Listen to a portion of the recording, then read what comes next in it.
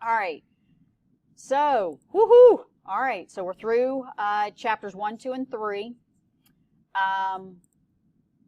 Now we are on chapter 4. All right. Now, couple of things to note about chapter 4 that if you did your reading, which I hope you did,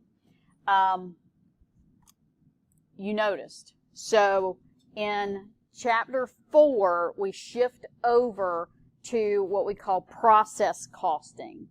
So again, if you're having trouble with the picture in your head of what was different between chapters 3 and chapter 4, chapter 3 was more of a contained project or group of items that were being produced, and we effectively sort of settle up on all the overhead and everything else at the end of that specific job run. In chapter 4, we are shifting over to this whole process of we are making the exact same product again and again and again and again and again. So imagine a production line where we're making regular old standard Cheerios, right? That's all we're making on that line 24/7, 365. Okay? So in my mind, kind of where you go there is now, instead of having these definite and finite production points where the production of a product ends and then a new one begins, you've got this endless stream of the same thing rolling off the production line all day long. And to finish up and settle up costs and everything else, now in chapter 4, we've got to think about a monthly kind of basis. Okay? So now we're thinking more of a timeline rather than job specific. Okay? So we've got to produce financial statements at the end of every month. So now we've got to make sure that we've got everything settled up at the end of each month. Okay? All right. So take a look. Go ahead and open up the chapter 4 handout problem set. And by the way, it is still on my to-do list, but I do want to make you aware that I am aware. Chapter 3, the chapter 3 handout has an error in it.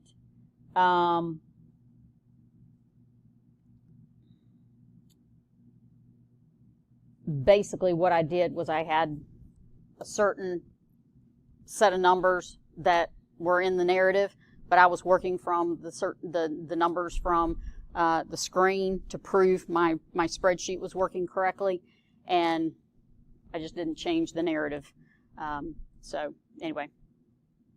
All right, so chapter 4, foundational. So again, we are in process costing. All right, so now we have Clopac Company manufactures one product that goes through one processing department called mixing. All raw materials are introduced at the start of work in the mixing department. So again, on some level, I actually used to work for a concrete block manufacturer, and this is effectively what we did. We had all kind of raw materials that went into the mixing process, and what came out the other end was a finished block. Okay? The company uses the weighted average method of processing the cost. Its work in process T account for the mixing department for June is as follows. So all forthcoming questions pertain to June. All right? Now, they give you this information right here on the T account, but the one thing that they are leaving out is they have not told you what is completed and transferred to finished goods. You have to calculate that. And then based on that calculation, we'll end up having to recalculate the June 30th balance. Okay? So, the June 1, well, Yeah, we'll go ahead. So the June 1 work in process inventory includes 6,000 units with $24,250 in material cost, okay, and $20,750 in conversion cost. Now understand what those two numbers are. That's this total right here, the 45,000 in beginning inventory. So they're just simply breaking it out for you between materials and conversion cost. All right. Also remember that conversion cost is labor and overhead combined together. Okay, so that's sort of a newer vocabulary word there. All right, the June 1 work in process inventory was 100% complete with respect to materials. All right, then it was 60% complete with respect to conversion. All right, so during June, 38,500 units were started into production, and the June 30th work in process inventory consisted of 10,000 units, 100% complete with respect to materials. So again, think about the fact that this sort of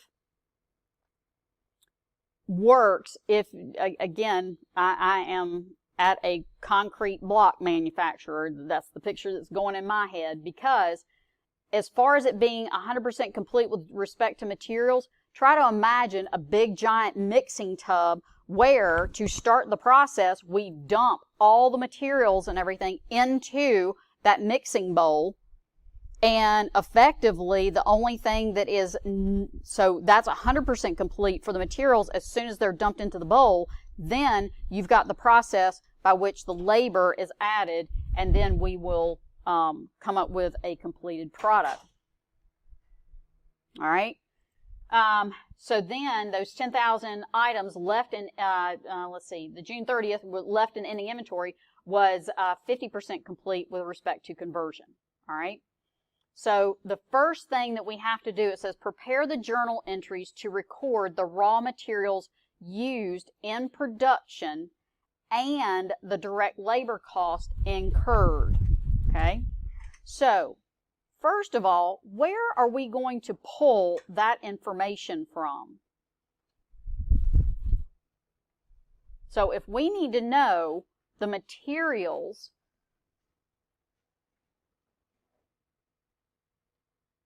that went into this mixing department, where do we find that number? It's a little subtle, let me just say that.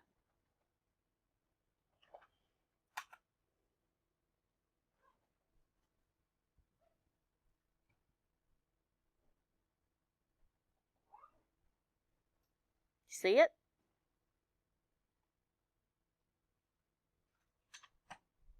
About that number right there. Right? We added $140,400 worth of materials to the work in process department. So it came out of raw materials inventory and went into work in process inventory.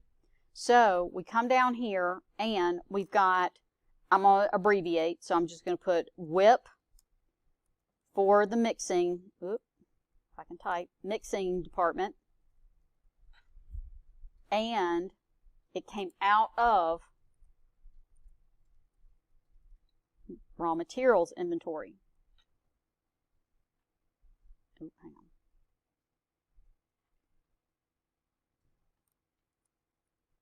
Okay, so that was a 140,400. How are we doing there? Again, the hardest part about that one was just figuring out what the number was. It's coming out of raw materials into, so, and again, if you're having trouble picturing this, imagine that when we buy the raw materials, that's something that you effectively saw in ACC120. We just bought finished goods instead. Okay? So when we're buying the raw materials, we just charge it to accounts payable if we buy it on account, and then we put it into the raw materials inventory. Then it comes out of the raw materials inventory and goes into the work in process for the mixing department. Okay. Then they asked you for the direct labor cost. So where does that number come from? Good. And the amount is? Nope.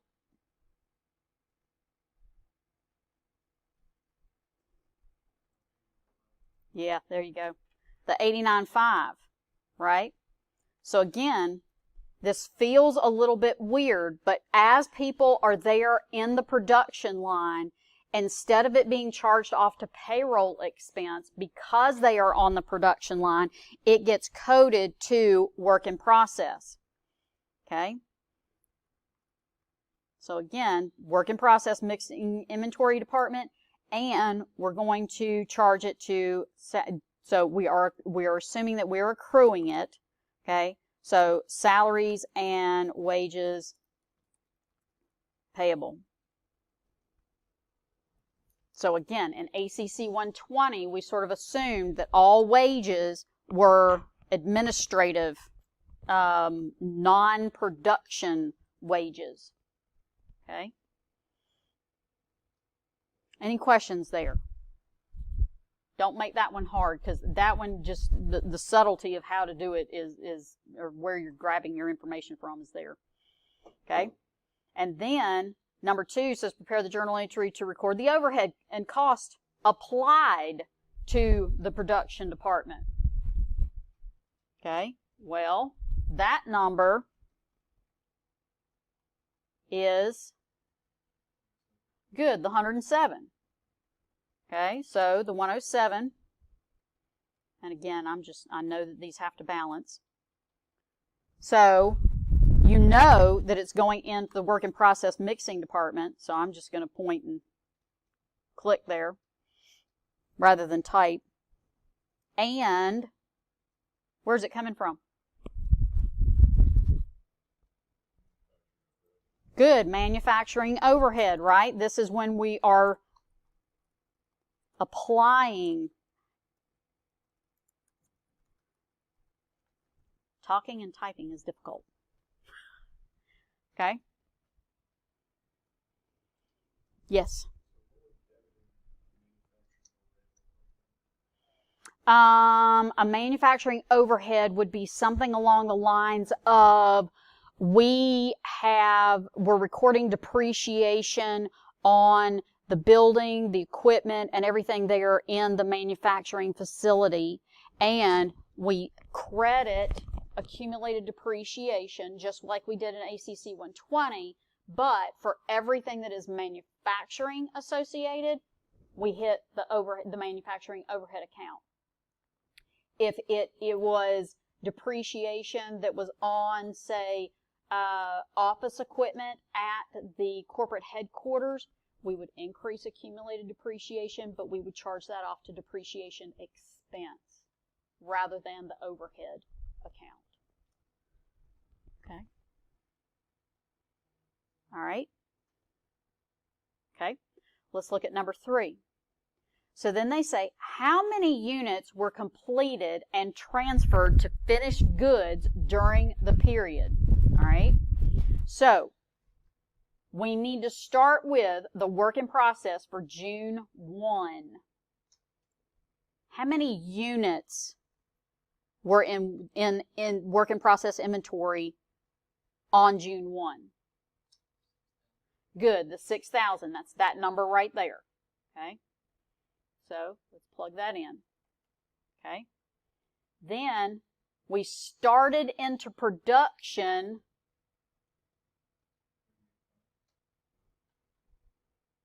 that's that number right here.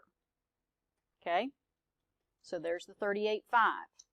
Now again, remember, don't overcomplicate this. There's so much here that a lot of times you just want to let it get overly complicated. But remember, what we are dealing with is like in ACC 120.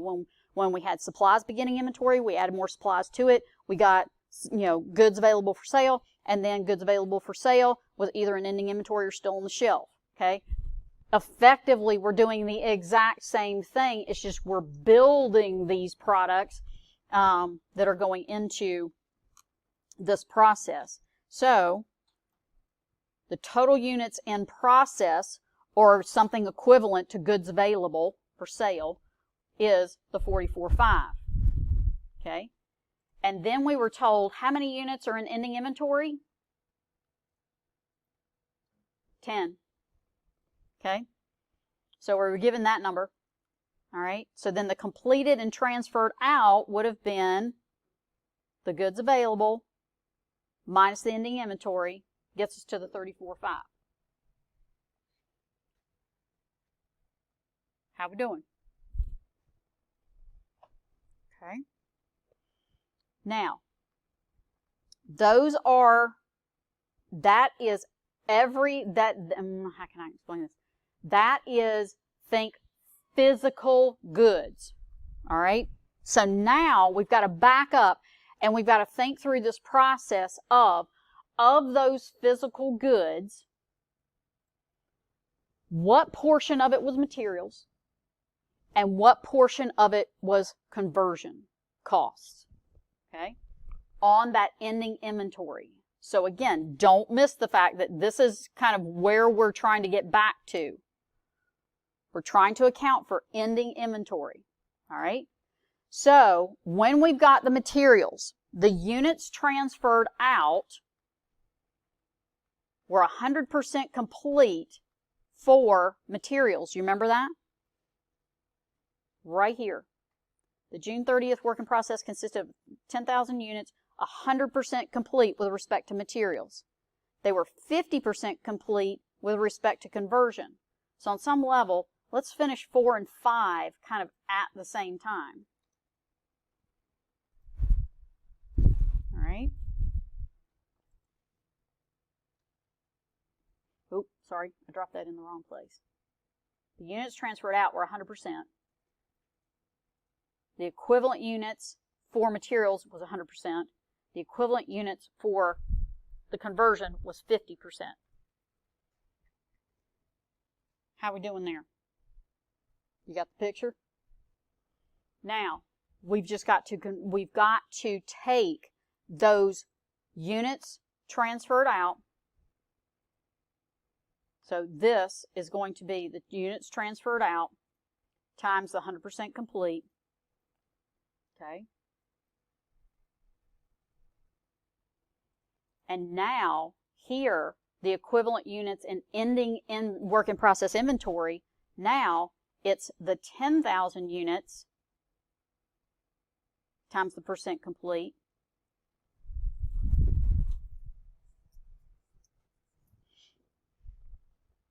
For materials, conversion cost, units transferred out, they're 100% complete. So that's the 34.5 times 100% complete.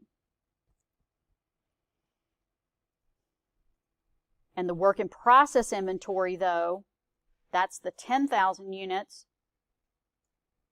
50% complete.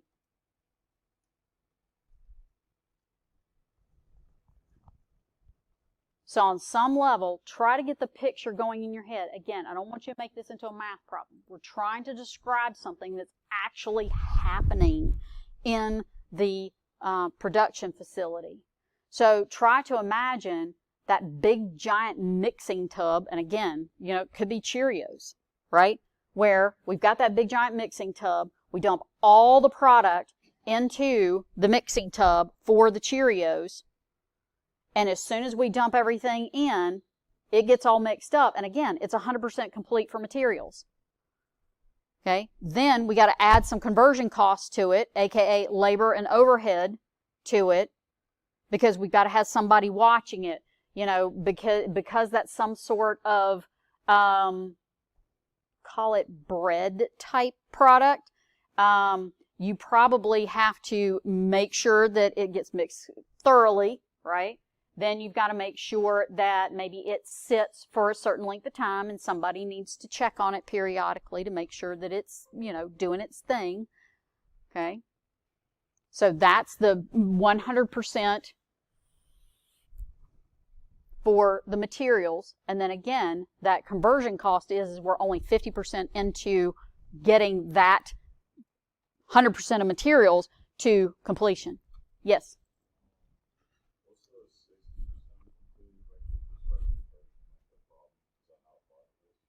That 60% complete though, wasn't that the beginning inventory? Yeah, that was beginning inventory. So the June 1 work in process inventory was 100% complete with respect to materials and 60% complete with respect to conversion. So that was beginning. Okay. Now when we get down here and we're trying to get to the equivalent units of production, okay, you have to get this picture going in your head because it does feel a little bit weird that we're sort of leaving them out.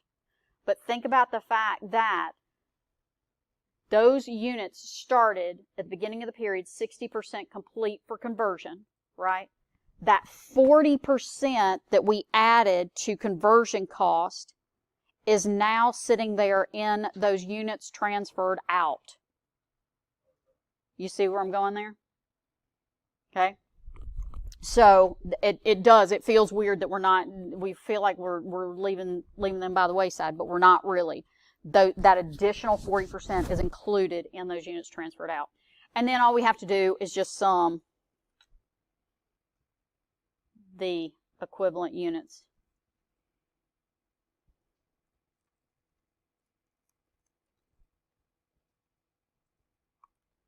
All right. So again, think about what's happening there. This is the equivalent units that moved through the factory this month. All the items that were complete, and then whatever is left in ending inventory. Okay. All right.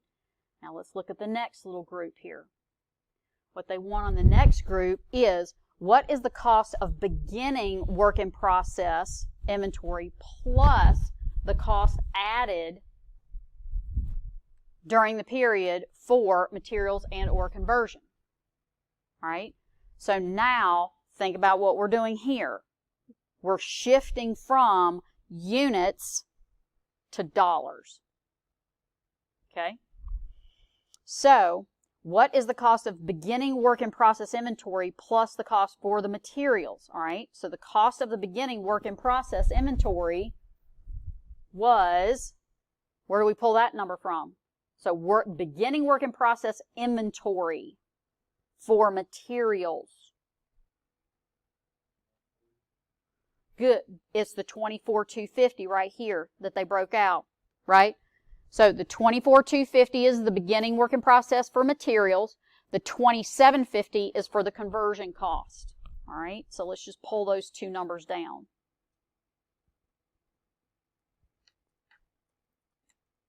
Oop.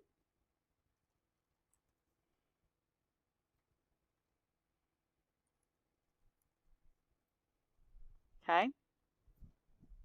How are we doing there? All right. Then we need, again, we've got to get to the cost added during the period for materials and the cost for conversion added to the period. Where are we going to pull those numbers from?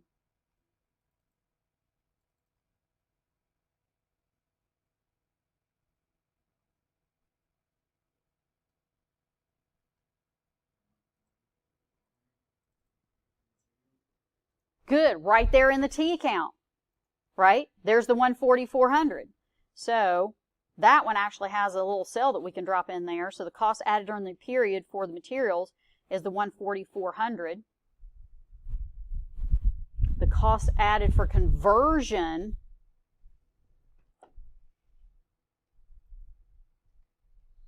I'm not sure what's going on here. My mouse is doing that funky thing again. All right, and then the cost added during the period for conversion is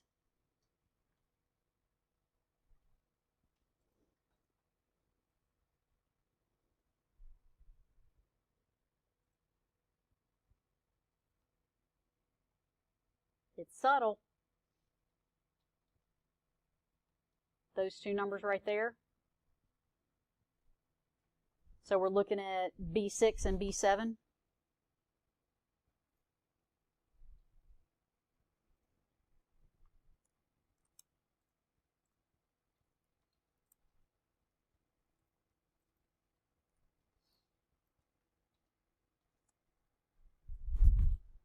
How are we doing there? And then again, the total for the materials is just simply the sum of those items above.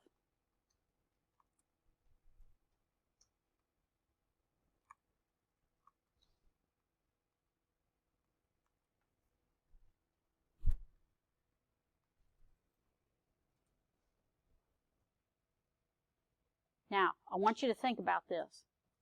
If we added those two totals together, do you see that number anywhere? Because I don't want you to lose what we're tracking here.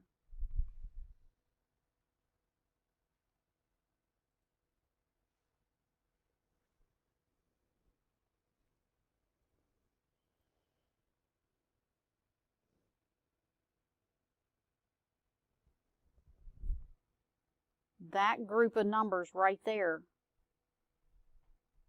right? So if we add, if I just highlight those, by the way, in Excel, by the way, this is a nice little functionality of Excel. So if I want to know the total of those numbers, if I just highlight those four numbers, look down there in the bottom right. You see where it says count 4 and it says the sum, I think that says $381,900. Yeah. Okay. 381,900. If I highlight that number and hit Control and highlight that number, again, notice down here I've got count of 2 and the sum is $381,900. It's all the debits sitting out there in that work in process account where we've added things to it. So the beginning inventory plus those additions, it doesn't matter whether we are summing them in total, which we're doing up in the T account, or if we're breaking them apart by materials and conversion cost down below. You with me? Okay. All right. Then we need to know what is the cost per equivalent unit for materials and conversion. Okay. So basically, we're just simply going to take the total materials cost, that's the $164,650, and we're going to take the conversion cost of the $217,250,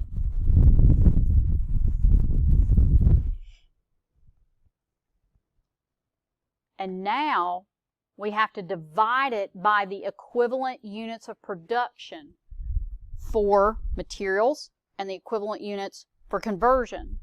So remember that when we did this, there's our equivalent units calculation right there, right? We started off with materials 100% complete for all the beginning, well, for the transferred out, and 100% complete for the ending inventory, okay, which totals to the $44,500. So for the materials, we're going to come back up here and we're going to pick up the materials equivalent production, and for conversion costs, we're going to come back up here and we're going to pick up the conversion cost.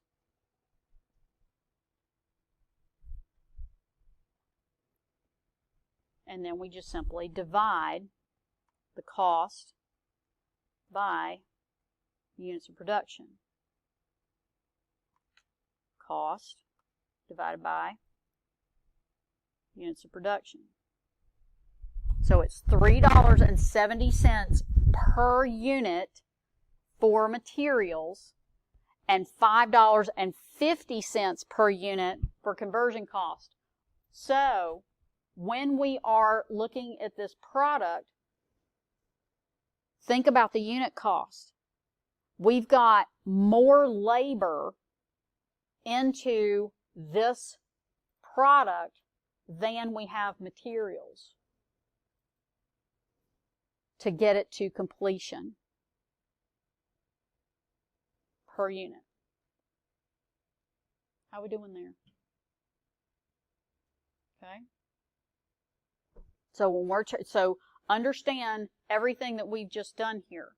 one, we had to start with, we started with units, and we needed equivalent total units of production, because we've got to figure out, again, you have to realize that what we're really trying to get to is that units per, or cost per equivalent unit for materials, and a cost per equivalent unit for conversion costs, so we can figure out how much are we supposed to charge for this thing.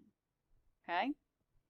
So we start with our equivalent units, then we totaled up our total costs for each category, and then we took that and we converted that into the cost per equivalent unit.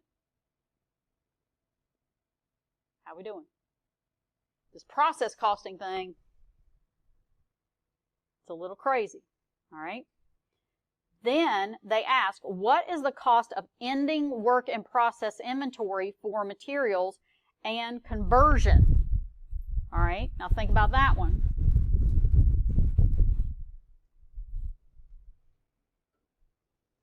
We've got to start with equivalent units in ending inventory and then pull that per unit price down to get our total. So our equivalent units for materials in ending inventory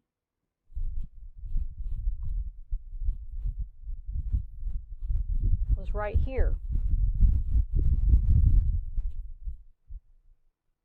In item number 4. Okay. Our equivalent units for conversion were right here.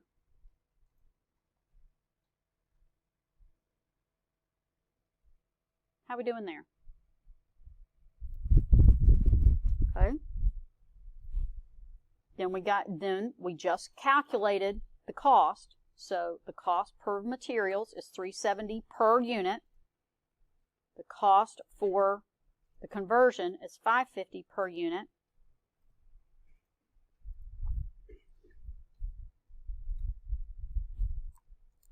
Just multiply the two together.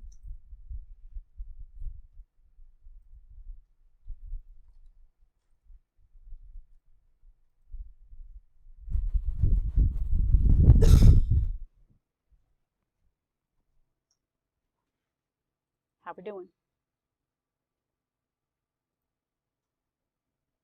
So now those 10,000 units that we said were sitting in inventory, ending inventory, remember 10,000 of those units were 100% complete for materials. So the equivalent units are 10,000. But remember, oh, I got a spelling error. Then on the conversion side, remember the ending inventory was 50% complete. So we use 5,000 in the equivalent units. All right. Then the next item says, what is the cost of materials transferred to finished goods? Okay. So now how much is coming out of that work in process to go to finished goods to leave ending inventory of this? Okay, so the number of total units that were transferred out, remember they're 100% complete for materials and they're 100% complete for conversion cost. So the units transferred out was the 34,500 for both.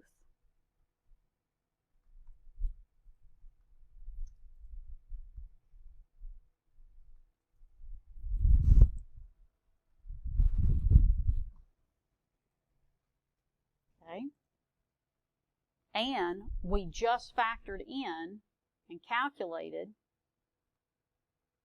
the unit price for the materials. That was the $3.70. The conversion cost was the $5.50.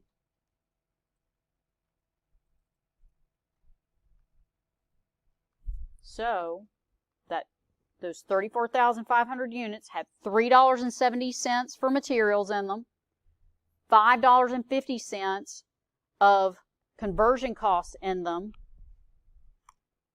And again, we're just going to multiply those two numbers together.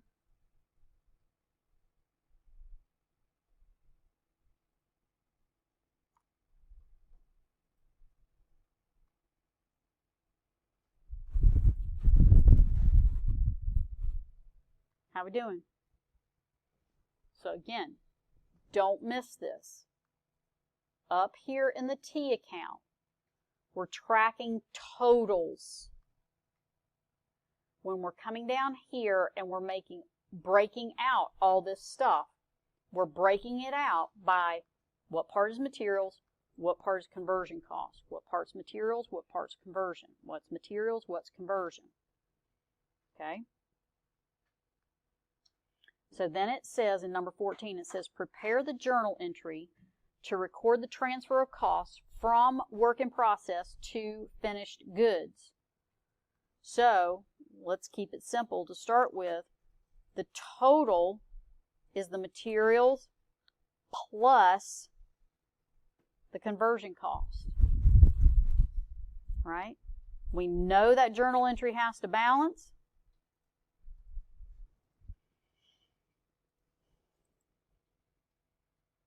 What does the debit go to? The finished goods inventory.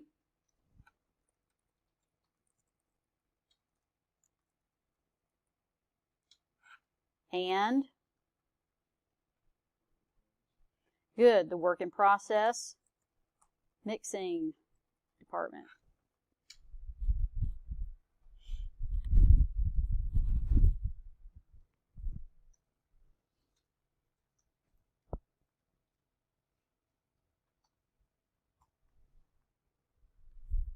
All right. Now, if you need to like loop it back around for a full circle moment, back in ACC120, you remember when we bought finished goods? I always gave you that example of like, we were Belk and we bought, men's shirts, right? It doesn't matter what the product is, but now from the supplier's side, now we're buying from a manufacturer, right? This is what is sitting out there in their finished goods inventory, and call it shirts, right? Finished product packaged shirts is sitting in their finished goods inventory, and we as Belk come in and buy those finished goods. But the manufacturing side, we've sort of backed up on the supply chain, right? And we've taken it from raw materials up to finished goods, and now the finished goods are going to go to the retailer to be sold. Okay? All right. 15A. What is the total cost to be accounted for? Now, don't make this one hard. The total cost to be accounted for is beginning work in process inventory in total. That's the $45,000 in the T account. Then the cost added to the production during the period. Well, that's just the totals from the T account up here at the top. These three numbers, so I just did a sum of those three. That's everything that was added to it.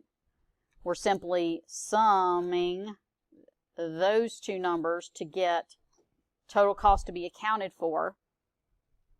So again, beginning inventory plus purchases equals goods available. The only difference here is it's beginning inventory plus added production cost gives us work in process. Okay? So don't make that one hard. All right? Then we've got the cost of ending work in process inventory. This one you can come up with in a number of ways, but my thought is that why not just go right back here to these last two numbers where we calculated the amount transferred to finished goods. Oh, wait. Sorry. The work in process. Sorry. The ending work in, oh, I'm too shy. These two numbers right here, not those two. Those are finished goods.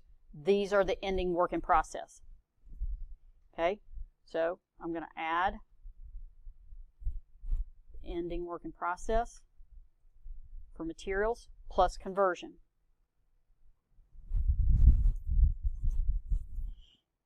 Cost of units completed and transferred out, that is these two numbers. Transferred to finished goods. So,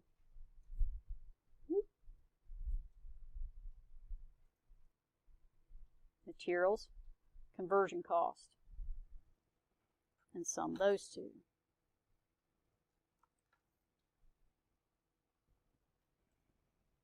So again, I know y'all had it in ACC120. When we did this, just based on a merchandising company, it was beginning inventory, add purchases, goods available for sale. That's the number that we're accounting for. And by the way, the picture that I have in my head is, it's a slide deck. It's one of the slides from the slide deck from chapter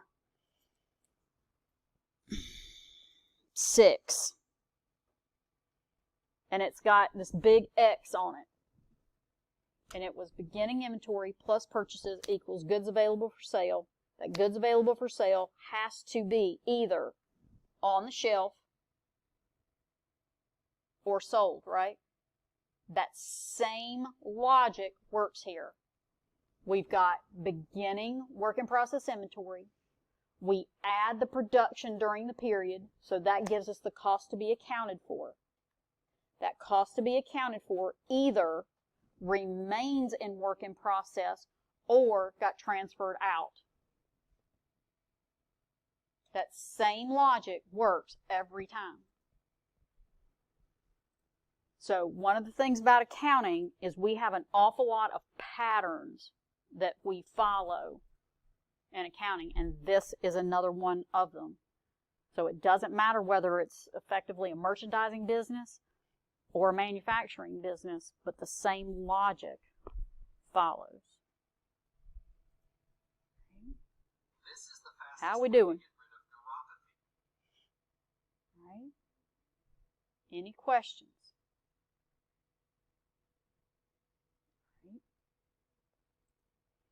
All right, so now one of the things that we can do, if you want to just double check the completed and transferred to finished goods, you can pull in that transferred to finished goods, and that is this one plus this one, right? Equals our 317.4. And then if we want to get a total for the ending, we're going to summarize all the debits. Again, it's an inventory account, so summarize all the debits, subtract the credits,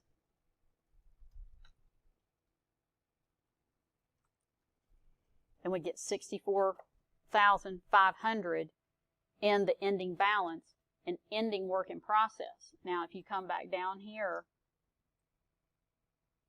that 64.5, if you remember, was those two numbers right here.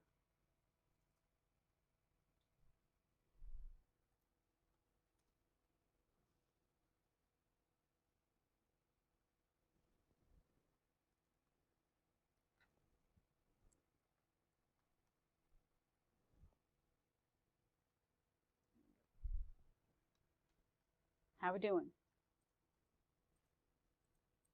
It feels weird. I know that it does. This process costing thing is a little odd. It's very, very different from anything that we have worked on before.